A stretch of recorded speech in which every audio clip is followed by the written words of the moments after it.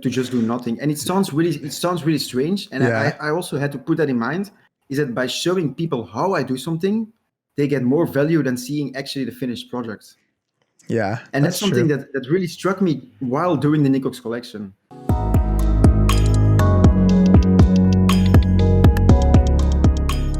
Hey everybody, welcome back to the Jesse Nyberg podcast. Today I have on Nicogs, who is a talented social media guru, designer person, and super excited to talk to him. We were just chatting a little bit about mics and stuff.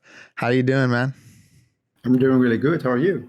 I'm doing all right. Like we were talking about, I'm offline. I'm a little tired, and you said today's your day to sleep all day on Saturdays. Yeah, indeed.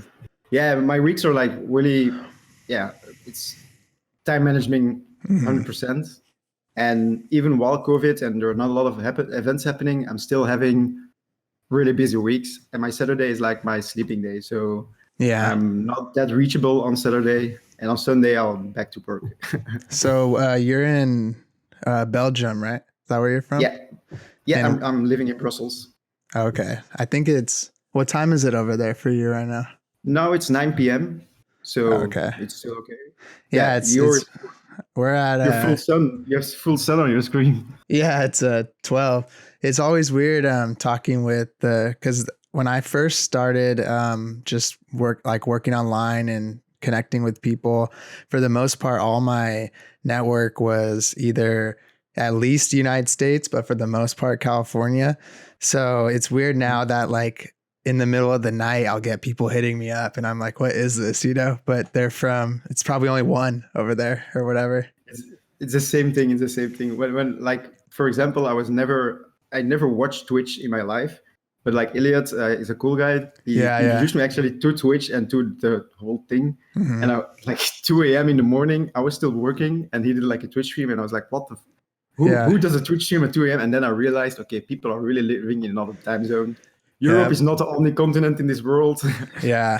He does a lot of, tries to keep it diverse. Sometimes he'll do one at 5 for me, but other times it'll be 2 a.m. for me. So I'm not going to go on there. The Europe time zone live stream is at 11 a.m. or something like that. Mm-hmm. But everyone is working at 11 a.m. So it's not that comfortable at all. Yeah. But it's cool. It's cool to that's actually how I learned the whole design community and everything around that, is by realizing Europe is not the only thing. Although I did see a lot of other countries, it's still strange to realize that people are living other times. And when you send a message and you never really keep that in count, that it's probably 2 a.m. for others.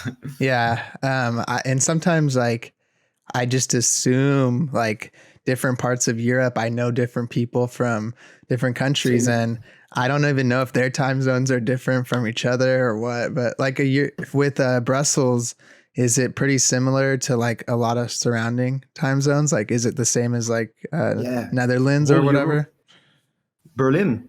Oh, okay. The Netherlands, Berlin, Portugal, London is 1 hour difference. But Europe is so small. For example, the United States have already more different kind of hours than we have. We just have Central Europe time, and that's everything. Oh, okay.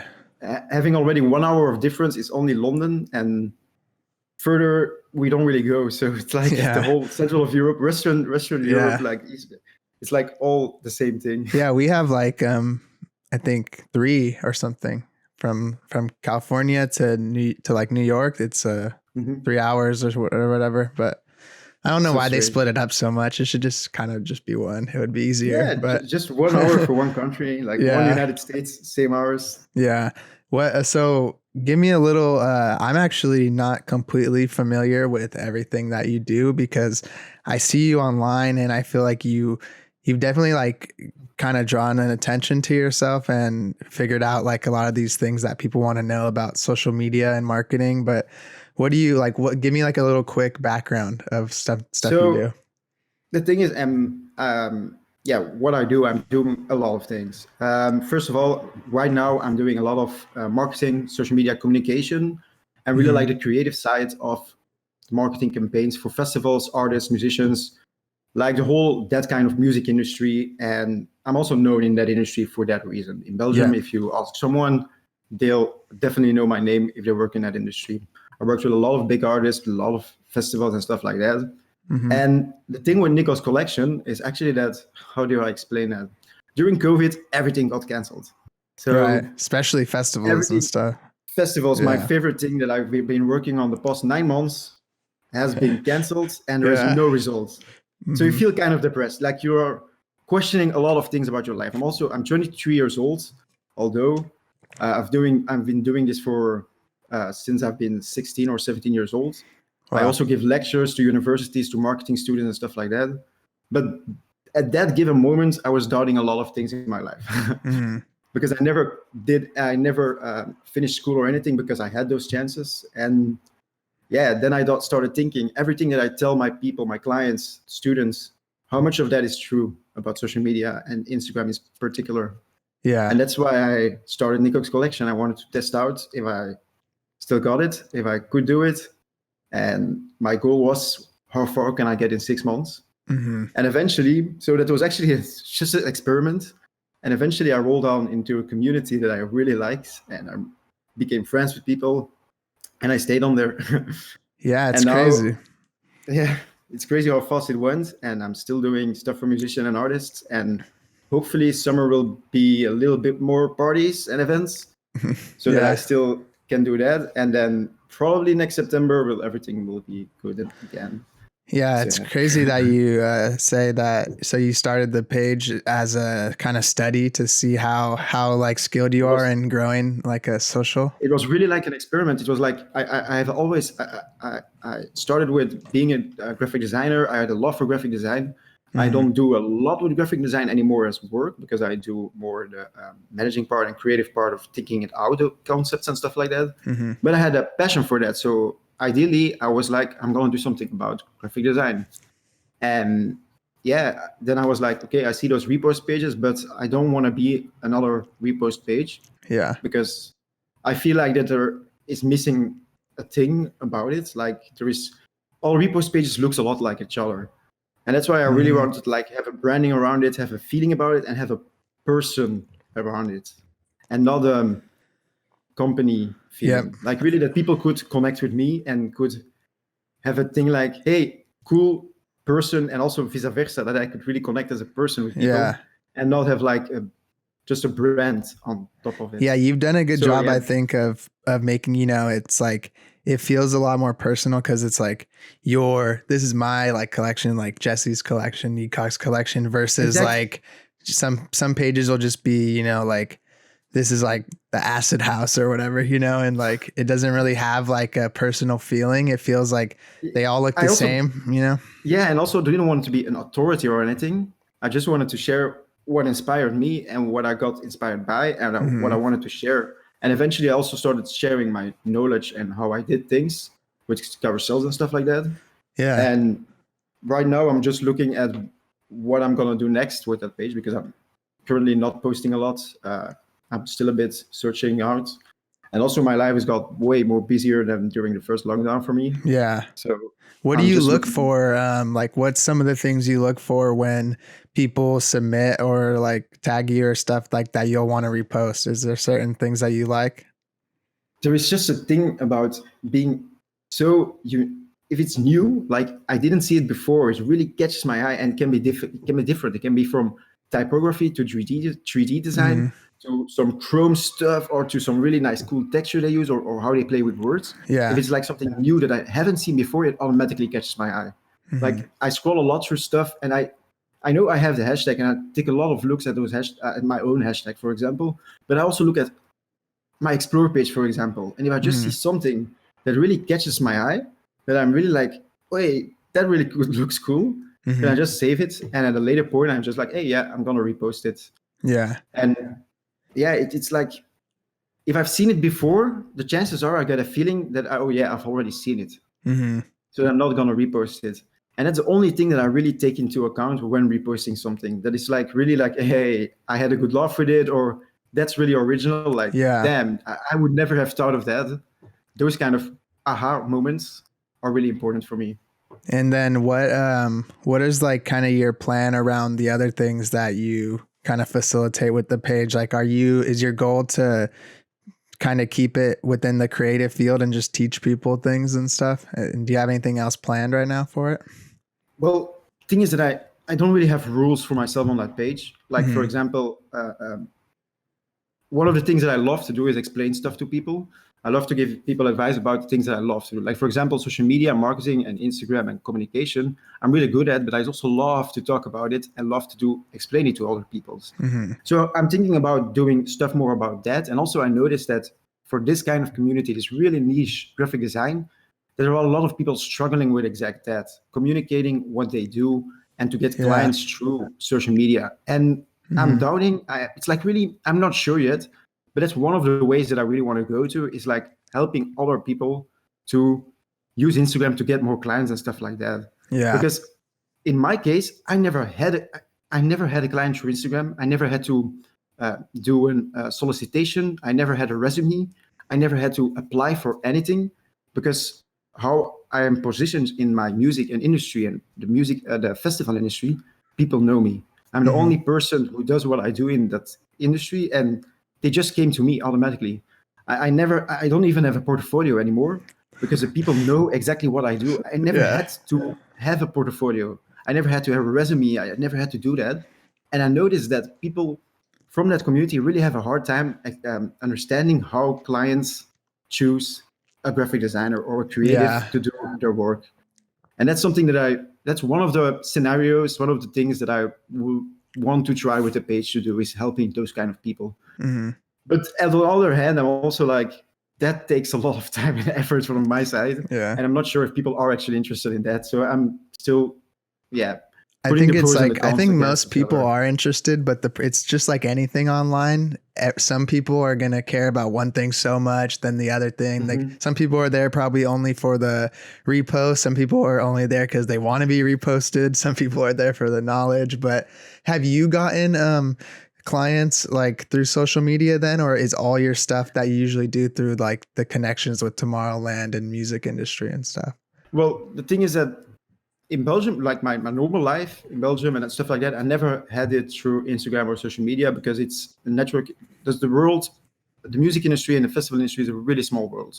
It's all in person connections and stuff. All in person, being on parties, being in the club, being everywhere, and everyone knows you. But the thing is, getting into that world is really hard. Yeah. Because it's such a small world. And I'm in that world. So for me, that gets easier. But I did get a lot of people asking me through Instagram and stuff like that. And most of the times I reply to them, telling them that I don't have time for that project. And it's most of the time it's also true. But also, I feel like also through Nicogs collection, I tell them that I'm not the designer of those things on my page, that they should contact the person that posted that. Because I don't feel like that's my task to take those people as job. Like, I feel like I repost a lot of people, other work. People are intrigued by that work. They should contact that person. And not me. Definitely. Yeah. Especially because it's like, it could be completely different styles, you know, it's like, exactly. but usually it's like, people just need to read the description, you know, and they'll see that whoever just made that is not you. Yeah, exactly. Like, how much time, like, there is a reel of Andre, I think, where he explains how he does something with a texture, and they could DM him to get that texture. And I get like a lot of DMs, and I tell them like, hey, you should DM that person. It's his reel. It's also mentioned in the caption, but like, I have to do that so much. Like, and I saved that reply because of that, because I really want that people go follow that artist and not presume that it's me, that's my work. Right. Because that's the only downside that I feel about that repost page, is that people make that assumption, and I don't want that. Yeah, and I feel like as long as you're not doing that, you know, on purpose, obviously, then it's not really your fault if people think that, you know, you can't really do anything about that. But what kind of stuff like are you doing like with the Tomorrowland and the festivals? Like, I know you say you can't completely talk about future stuff, but what have you done in the past and things with all that? So, for example, for Tomorrowland, what I did for them was during the festival, I was, it's a fancy word, doing art direction and visual concept thinking. More in particular, it really meant that I oversaw how we translated the story during the festival on social media, more in particular Instagram stories. Okay. So, but like for example, for Paradise City and other Listen Festival, I really am like the person who comes up with concepts that we can use social media for, to tell our story, to make clear what we are, what our identity is, and eventually sell tickets, of course. But also like on the musician part, when, for example, Lost Frequencies releases something, I think out of the marketing campaign. Sometimes I also provide the graphic design work. I also provide the content, and I really am like the to make it sell a little bit as a marketeer. Okay. And I saw like in your description or in your bio, sometimes you have like, I do this for Tomorrowland, and then this people. Are those just individual artists that you do work for and represent pretty much? Yeah, like for example, for Charlotte Witte, I worked for label Context. We did an event at Sportpaleis. Sportpaleis is like the biggest arena in Belgium. It's, I don't know, maybe 20,000 or 10,000 people, maybe, I don't know. It's like one event, but also did work for Lost Frequencies and his label Found Frequencies. Yeah, if you look him up, you definitely know him. He's like super known. I work with a lot of artists. And it's like also, I work with artists one-on-one, but also with the labels and on those kind of stuff. It's like really the whole industry's part that I work with. Yeah, that's cool. Cause I mean, some of those people I'm aware of, and like a lot of it from my friends that are into that kind of music, but just looking through their pages, like that, some of that stuff's huge. And like, I'm just not aware, just because, I feel like in Europe, that scene is like a very popular compared to the United States. Like it's gotten more popular lately, but a lot of the like house and electronic music over here is like not as good, you know? So I think it gets a bad rap sometimes. Well, you have Diplo and stuff like that. Diplo, Dylan Francis, they were good. Yeah. They were good. I listen mostly to techno more, but I have like a really huge knowledge of music. I listen to a lot of kind of music. I can listen to hip hop, rap, but also like the Beatles. I love Bob Marley. I love the Beatles. I also love rock and metal. Right. Like Bring Me the Horizon, love them. Yeah, they're dope. Mostly my clients are not bands, except for Manfred & Sons and Bazaar. Mostly they're not bands. Mostly they're DJs or electronic music producers and artists. What's cool about that kind of music though is since it's all like mostly electronic or instrumental, however you want to call it, it seems a lot easier to translate the messaging and stuff to different languages, you know, because it's not about the lyrics, it's only about sound. Well, it depends. It really depends. Like, for example, Lost Frequencies, there's really also lyrical, like Are You With Me is a song that's traveled the whole world. And there it's really focusing on the lyrics, although the name on it, Lost Frequencies, is a producer, is a DJ.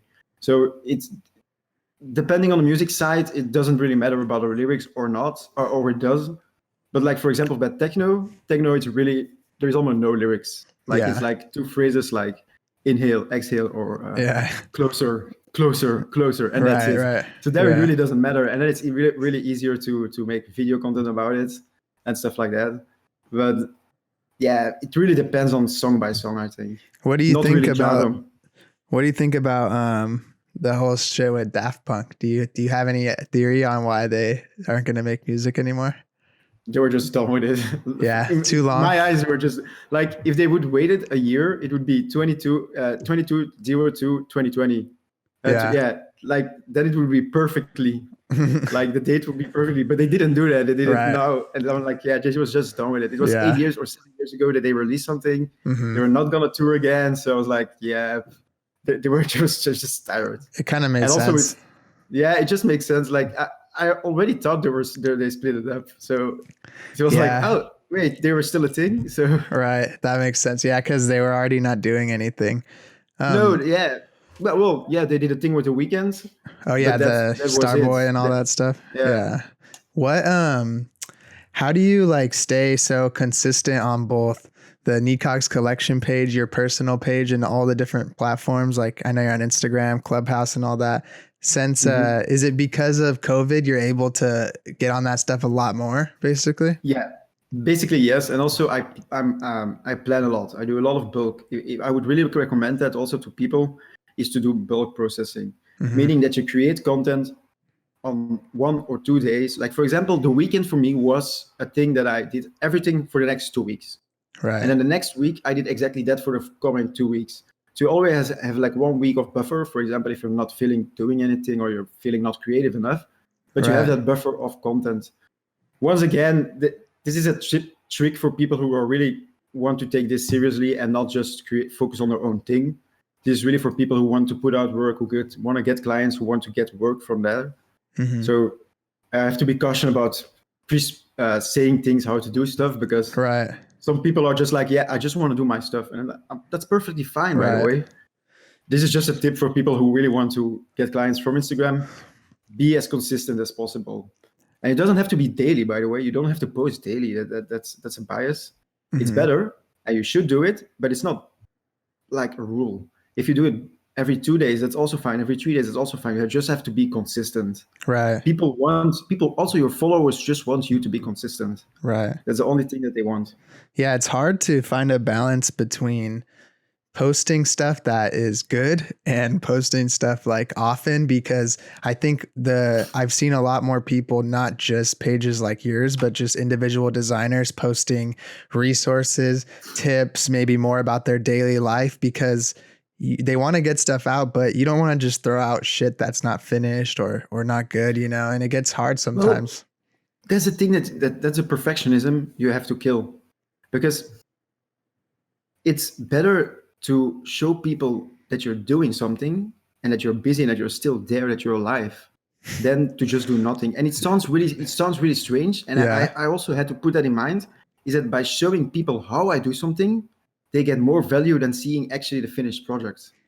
Yeah. And that's something that really struck me while doing the Nicogs collection, that I give more value to people if I show them how they should do, for example, their hashtags, than to just say, do this. And same goes with graphic design. By showing people how you created something, you're giving them automatically value. They are automatically thinking, whoa, nice, thanks. Yeah. I'm going to keep this with me, and I'm going to have to look at it next time I'm doing that kind of stuff. And they're using your content, your name, they automatically keep that in mind way more than, here is a finished post, a finished design for one of my clients. Cool, next post. Yeah, yeah. You see like the difference with, I keep that in mind because I can use it, thank you, with, here is a cool post. So that's something that you have to, once again, it's like a pro-cons for yourself that you have to put on. And just posting 2 posts, okay, that's not good. But showing people an unfinished work is also something that people like to see. I like to see that, for example, because then I know that it's not always that perfect. Because that's something for me myself that I had to put through, knowing that I'm not the only one struggling with creating something sometimes, and that sometimes it can be bad, and sometimes it does look really bad. Yeah. And other people struggle with the same thing, and realizing that really made me more at relaxed and at ease while creating something. Yeah, one thing that when I stopped worrying about, I still get a little over analytical and in my head when it comes to like posting stuff that is like not done or whatever, but I've been trying. But one thing that I felt was the most like liberating thing was just not worrying about how everything looked together, like just started saying like, fuck it, I'm just going to put stuff out, even if they're not similar backgrounds or colors or whatever. Cause if you do that, I mean, like on your thing, it looks cool and it makes sense cause you're curating it, but I'm like, I'm over it, It's a hell. Like it limits me on so much stuff, and I'm also that's why I, for example, from Nicogs collection, that's been a long time that I've posted something new, is because I'm really thinking about what the future of the page will be. It's the triangle thing is a cool thing that I came up with originally for a client, and I had to research if it was done before, and it wasn't done before in that way of usage. With the corners, and you're talking about, like the corners, but that formed a total graphic element if you look at the feed. And that also was actually the logo, the main graphic element that was used in the branding and stuff like that. It was actually an idea for a client. They didn't use it, but I also did the research for it that it wasn't been done like that before, like also using it as a graphic element. And then when I wanted to start a page, I was like, okay, I had that idea. I did the research. I'm just going to do it because it hasn't been done before. And now I realize that a lot of people have copied it, and it's okay. Like first I was like really protective about it, but I'm like, What are you it gonna was do? meant to be. That's the thing. It's like, fine, so be it. Like, okay, then that's good people though. still It know means that it's good. Yeah, people still know eventually that where it came from, so that I'm happy about it. And But, so that's all that matters, Also, people like message me with people with like, hey, they're doing the same thing and stuff like that. I'm like, yeah, super cool. They're doing that. I'm happy that I inspired them. That's my goal. They try to catch them for you and bring them in. But it's really cool that they do so. And on the other hand, I also tell them like, yeah, I'm honored that I inspired them. So that was my goal with my page. So I should let that go. But now I realize also that it's like a limitation on a lot of things. Yeah. When I want to put something out, that I have to have that triangles. So that's why I'm. One thing I was gonna ask you too is where'd you get the idea to do like the share thing? The share at the. I just saw a meme. I saw a meme about it, and I was like, I'm gonna use that meme at the end of my carousels. Do you think that it's worked? Like, have you been able to track that analytically? That like it worked well? I've not been able to track it, but if there is one comment that keeps coming back, it's a shirt thing. It's a shirt thing that people keep commenting, and I have to smile every time I see it on my own posts, and I realize that other people probably have to do so too. Mm-hmm. And if there is one thing that I would love to have about my content, is that people have to smile about it and still. It's also take the like serious part away. It makes it feel like it's not even a complicated idea. It's not like it was super hard for you to, like facilitate, but you get through this. I think you try to explain things in a way that's broken up enough to where it's easy to understand because you're swiping. Mm-hmm. But even that, sometimes you're like, all right, like I'm swiping. And then you get to the end and you're already like, whatever. But then just that little bit makes you I feel like would probably make someone think like, oh, he put time into this, like this is cheeky, this is clever, like I have to do it now, even if they just share that last slide, I feel like it's it's hard not to. Slides. Mm-hmm. That's the most shared slide. But also the thing is that sometimes some subjects are, how do I explain it? Hard are not lightweighted, are heavy to understand and to go through, and you have to reread it. And that last slide, I really want to let go of that hard weight that you got from that post, and then you have to like, okay, that's a funny end, a lightweighting end. And also, I feel like people, like the main carousel community, it's kind of not a positive community, to be honest, but they also end with the same thing, always asking people to engage or to follow or some call to action always. And with that, like image, talking about like the big like Chris Do letter style ones. Yeah, but Chris Do is a good guy and stuff like that, but like those kind of people, and they always end with the same kind of ending. And with that, my ending with share, it's actually like an ironical thing. It was actually to joking, to like putting it way on top of it, that I'm laughing with it. And if there is a call to action at the end, everyone just skips that last slide. Mm-hmm. But with that slide, it just made it so original and so unique that I was like, okay, I'm just gonna keep it there, and I'm gonna keep using it. Yeah. Speaking of Chris Do and all those heads, how you've been like straight living on Clubhouse. Like I don't really follow many people, and I get a notification like every hour, it seems, that you're on there with somebody. Like how have you liked that so far? Is it good in there? It's good on some parts. Like there are conversations that are really good, but a lot of conversations are really bad, or like a really salesy part and not really that interesting and long. But what Chris Do does, I really look up at him because, and the whole future stuff, it's really genuine. It's really helping other creatives, and they do it at a really good. They do it really good. Their knowledge is really. I have a hard time explaining my stuff in English because I'm not. English is not my native language. That makes sense. And sense. he explains a lot of things that I also know from in Dutch and how we work. And he explains it really good in English to creatives, and almost everything for free.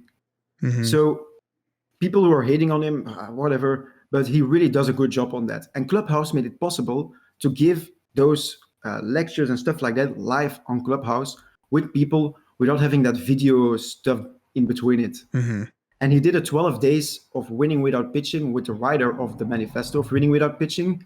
And there he really, how do you explain it? He really had a conversation with the author.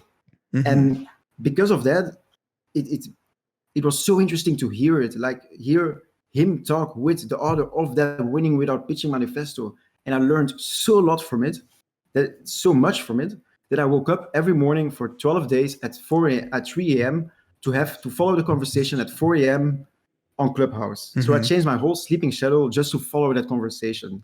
Wow. Like, it was so, I learned more from it from those 12 days than I did in my whole high school, I think, during my whole high school period. Yeah, Crazy. How do you see, like, what have you been focusing on there for your own, like, things? Have you been hosting your own rooms and stuff at all, or just collaborating? I did at first, but now, how do I explain it? Now I feel a little bit tired about Clubhouse. I'm like, the good conversations are hard to find. Right. And there are more bad conversations that I don't really have value on than the good conversations. So for me right now, I'm taking a little break of Clubhouse, but I still think that there is a bright future for Clubhouse. Yeah. The idea of only audio communication takes away the bridge of video live. Video live is, for me, for example, going live on Instagram. I've done it once, and I will probably do it in the future, but not that fast, because you have to look good. Your image is on somewhere. Yeah. And that's the difference with the whole audio Clubhouse. You could be laying in your bed or whatever. You don't have to worry. The only thing they will hear is your voice. And the only struggle there I have is my English. Can you set up external audio to it, or does it have to be through your phone mic? Well, that's the thing.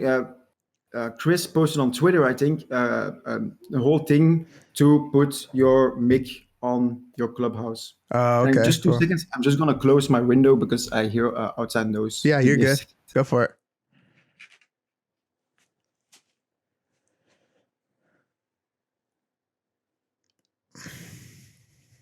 Do.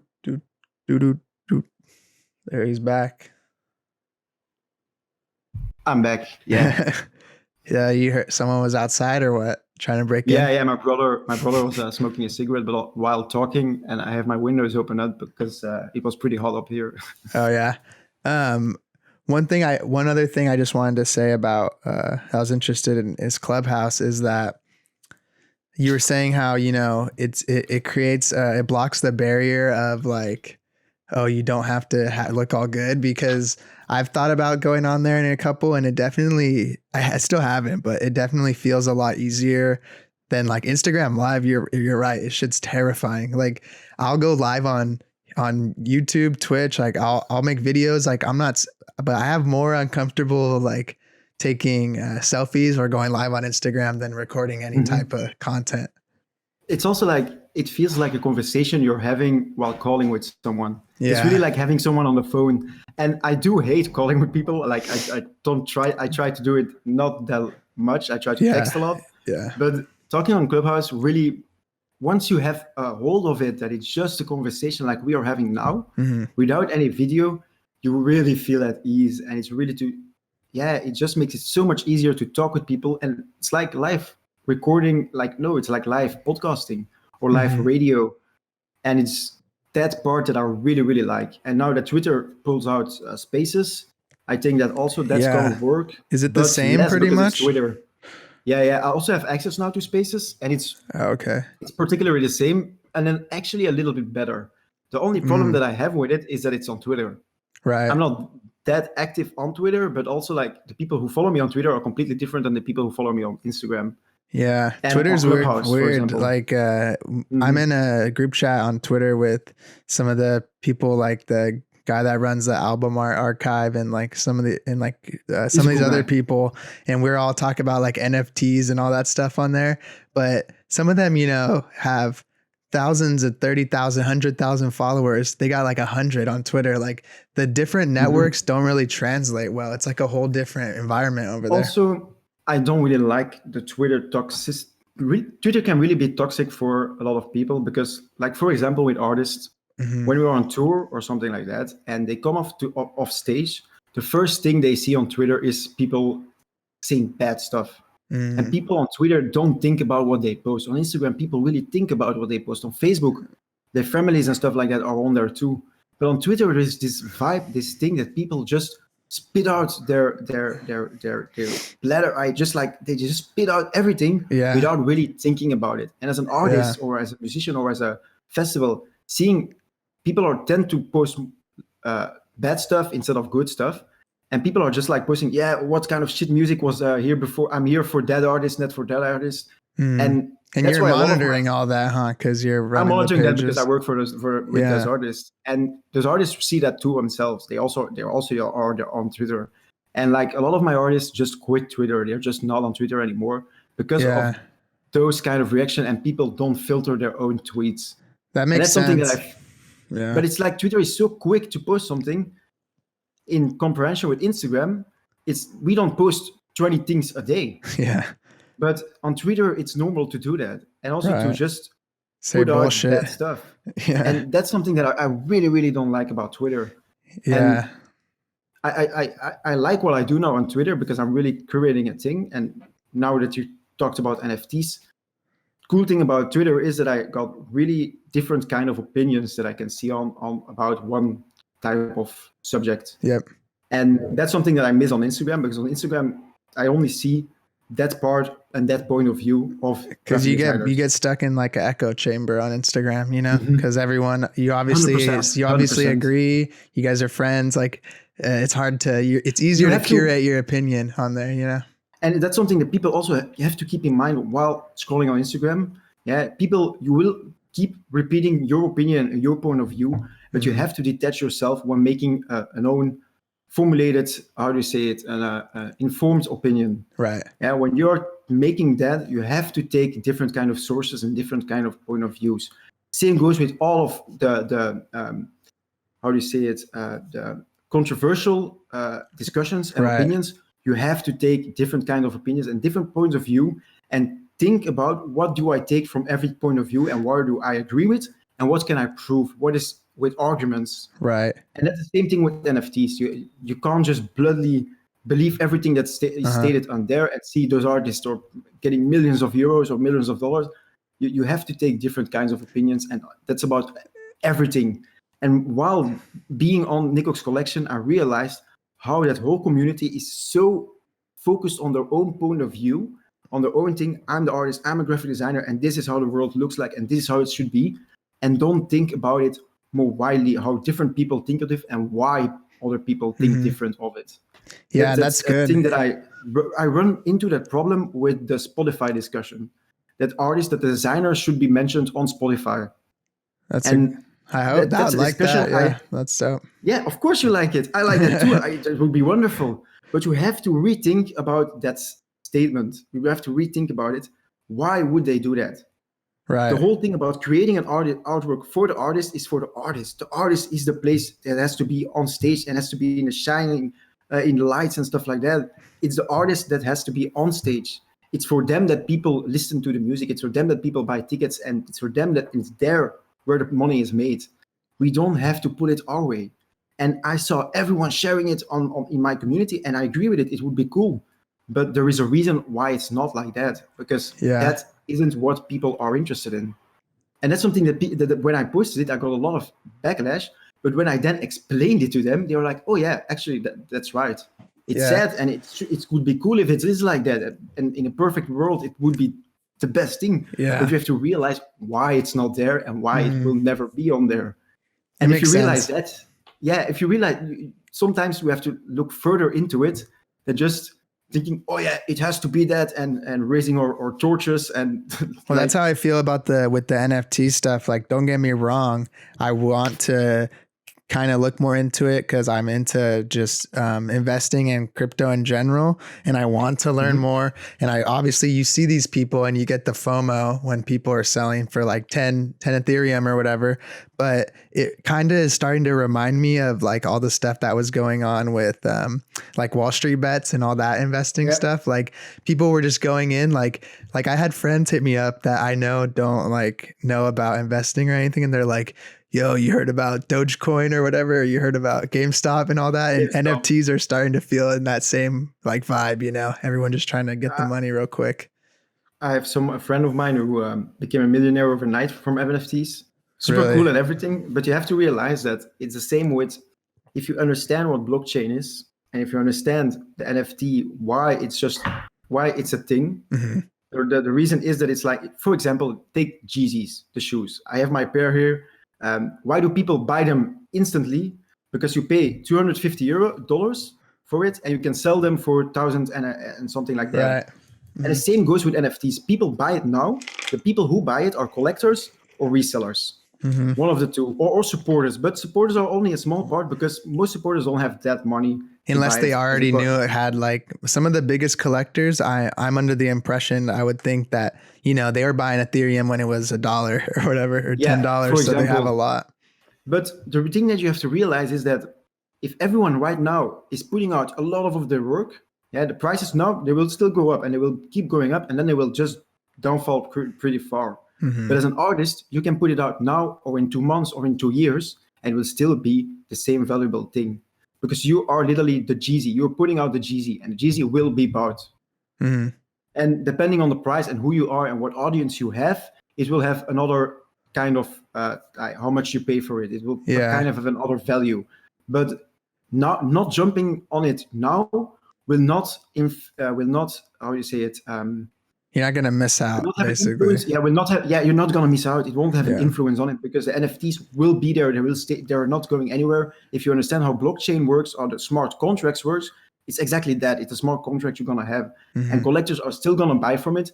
The only thing that people now have to rush into, the only thing that people are gonna miss are the buyers. The buyers are gonna miss something, right? If the Yeezys are putting out right now, you have to buy the Yeezys now. You now have to have that special stuff before it runs dry.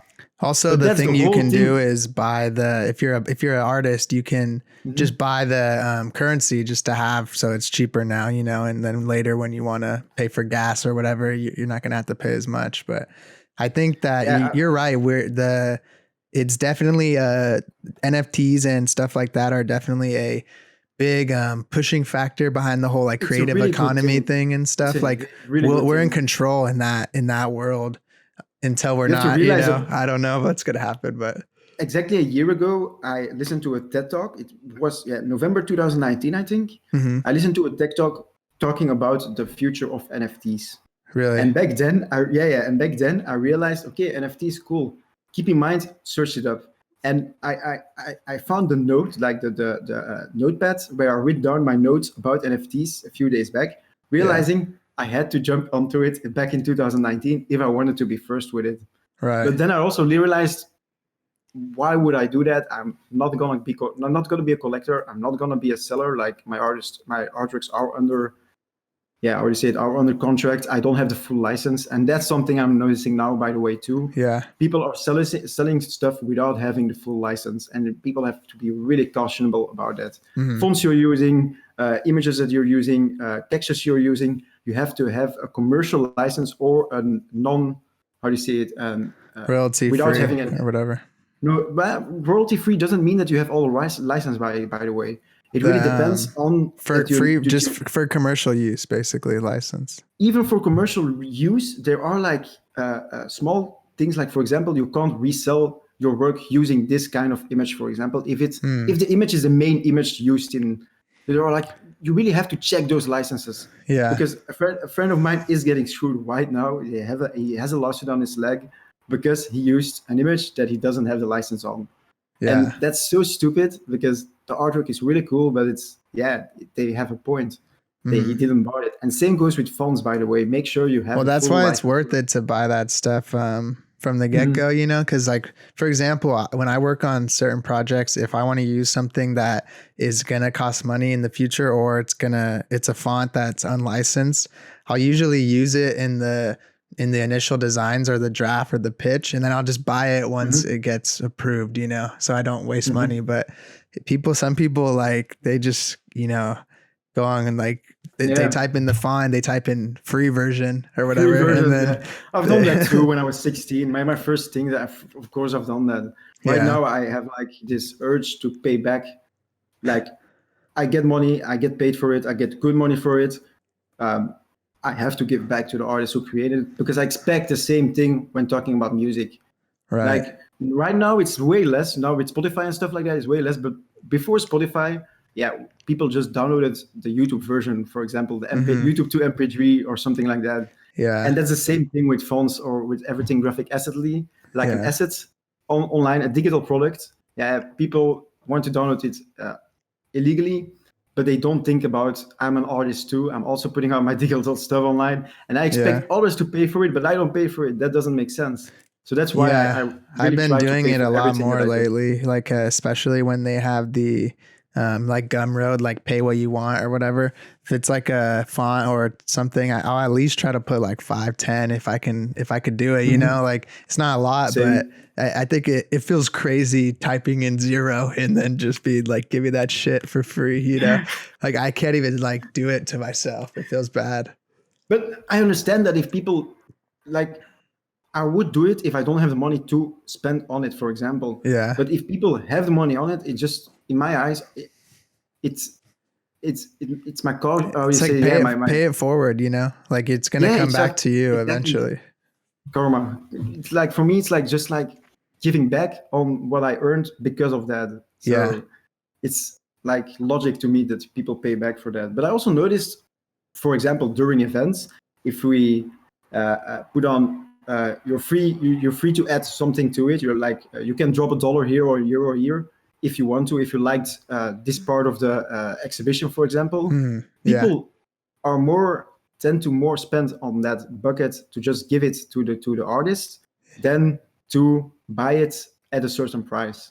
So we actually earn more money at this bucket where we say just give what you want. Then it's because you're giving them the power, you know, you're giving someone the right. Instead of shopping, we give them the power to sustain an artist, to support an artist. And that's what really works. Yeah, that's true. One thing I was just thinking of when we were sometimes throughout, when you're thinking of specific words, how is it, do you ever get, like, I don't know, how do I say this? Do you ever struggle creating content for 2 different people, like 2 different languages, I mean?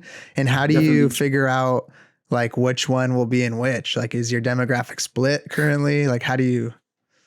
Well, I speak French, Dutch, German a little bit. And most of your videos are that aren't English or Dutch, right? Yeah, Dutch is my main language where I speak in, and I speak really fast in it also because I have this thing where I have, how do you say it? My brain works really fast. And because of that, I'm really, really fast at connecting dots, like really making, realizing how something works and stuff like that. I'm really good at it. Right. And because of that, I talk also really fast. But figuring out the words in my head, I have to translate from Dutch to English every time I say something. And that takes a long time. Yeah. Because of that, I have a hard time finding the right words to translate what I want to say. But having that, and then all the languages that I know, for example, if I talk in French, a lot of times in French, there is an English word that comes right into it. Right. Because I have to translate it and then, what language am I speaking here? Oh, I know the word in French, in German, in Dutch. Oh, what is it in English again? And that is a hard thing to do. But my clients, mostly I speak Dutch. No, there is 2 English or Dutch. That's the most talk when I talk with clients and most of the time it's actually English to make sure that everyone understands it from the whole, like everyone in the group or everyone in the team or whatever. Yeah. And do a lot of the artists speak English and like they're Dutch everyone and stuff? speaks English. Yeah. Well, Dutch or French is easier for example, for Lost Frequencies. He speaks really good Dutch and also, he's French mainly talking because in Brussels we speak French and Dutch, both of them. But he's also perfectly in English. And there I do everything in English just to be sure that everything is understood well.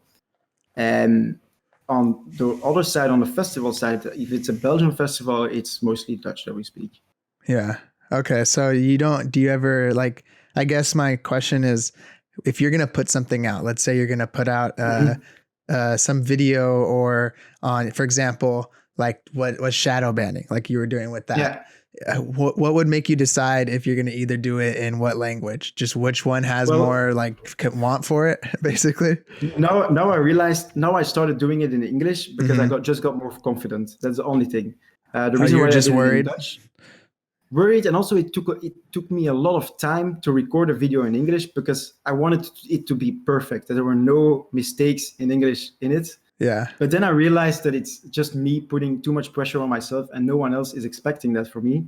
So then I recorded my first English video, the shadow banning video. Right. And otherwise, I did it in Dutch just because I was more confident and more at ease with creating Your it. English is good. I don't think that you have anything to worry about. That's a lot of people told me too. That's a lot of people told me too. And I also realized that I want to put it out. I want to grow with it. I want to share my knowledge to people.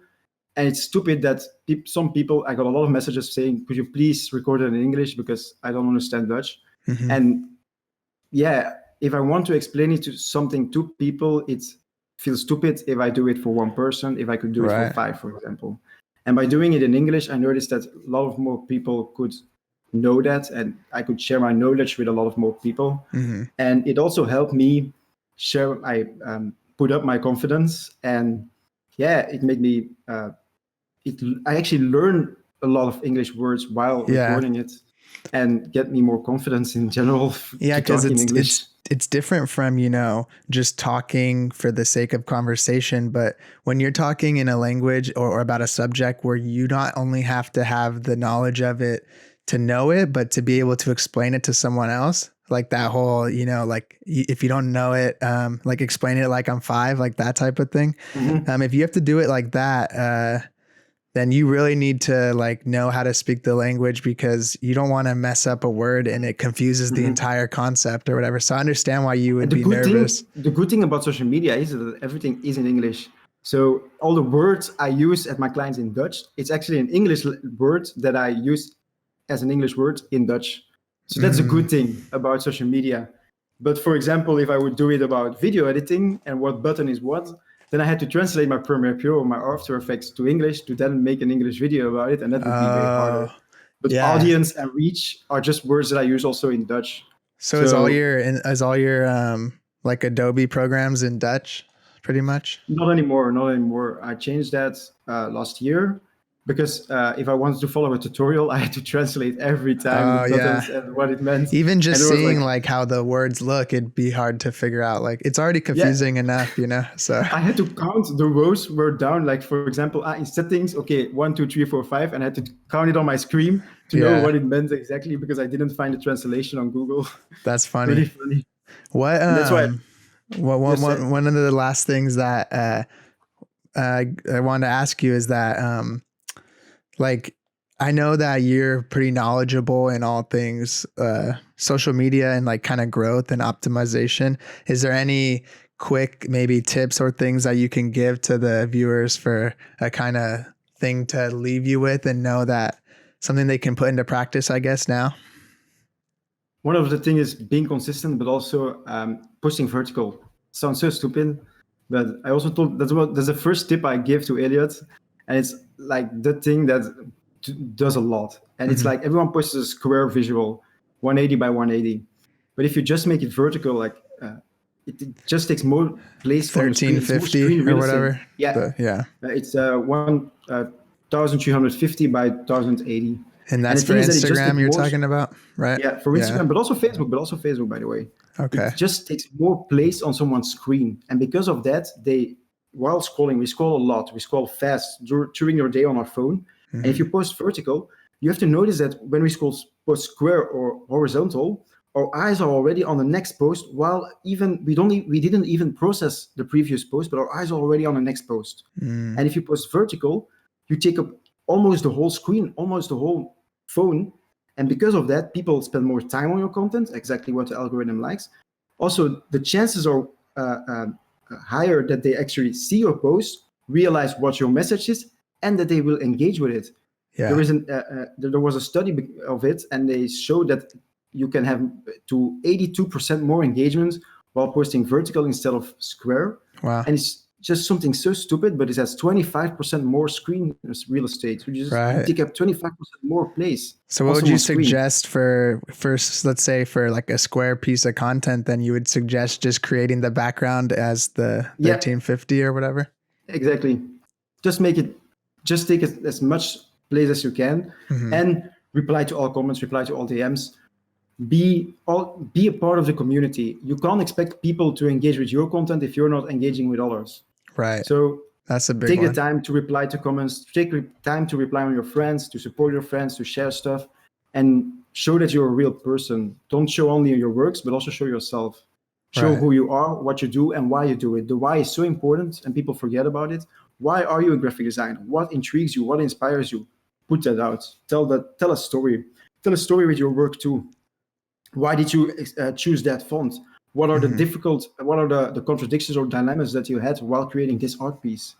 Those kind of stuff are really forgotten, and just putting out your own work is cool and it's good, but try to tell a story about it and tell why you did certain things. And be vulnerable, so you know. Yeah, and also give value. That's the thing with giving value about your artwork. You're telling them how you choose a font, for example. And another designer who is 15 years old, who never had a client, learned from you how you choose a font, and then he will apply the same thing when he will choose a font. And then you inspire someone, and they will remember your name. Next time they need a graphic designer, or they have a client who needs another graphic designer, a second one, they will mention your name because you helped them. Yeah. And that's how the whole thing works together. Those are the main tips that you can do fast, and it will do a lot. That will have a good influence on your Instagram, social media. Yeah, and that's also great. Don't be afraid to reach out. Don't be afraid to reach out to people. Send them a DM. That's been my most thing I've been doing this year, and it's helped a lot. My first client I literally sent DM. Hey, do you need help with this? Oh yeah, actually I do need help with this. Bam, okay, I had my first client ever, and it was through Facebook Messenger that I sent him. Yeah, and yeah, just reach out. You in Dutch we have this saying, een nee heb je, een ja kan je altijd krijgen. It means you always have a no, but you can get a yes. It's always no till you ask for it, and it could be a yes. Yeah. But if you never ask for it, yeah, you have a no. Yeah. So that's the thing. You don't be afraid to ask for something. That's good. Yeah, because that's the whole Wayne Gretzky, you miss 100% of the shots you don't take or whatever. Exactly. Yeah, that's dope. And man, I really appreciate you coming on. I think that you're a very intriguing person when it comes to all this little intricacies about the internet world. And I do want you, before we sign off here, to throw out all your stuff where anyone can find you and everything. Yeah, you can find me on Instagram at Nicola Grootjans or at Nicogs Collection, on Twitter, Nicogs World. And those are the main things that I use. Okay. Not on Clubhouse at Nicogs, Facebook, not really. So. All right, sweet. You got any last closing words here before we're out? Boah. Keep creating dope stuff. Everyone. Yeah. I really love seeing new stuff. Thank you. And all right, we'll see you guys next time. Thank you for watching. Go check out Nicogs. Check out his world. Check out his collection. Check out his personal page. And we'll see you next time. Like, comment, subscribe, and peace out.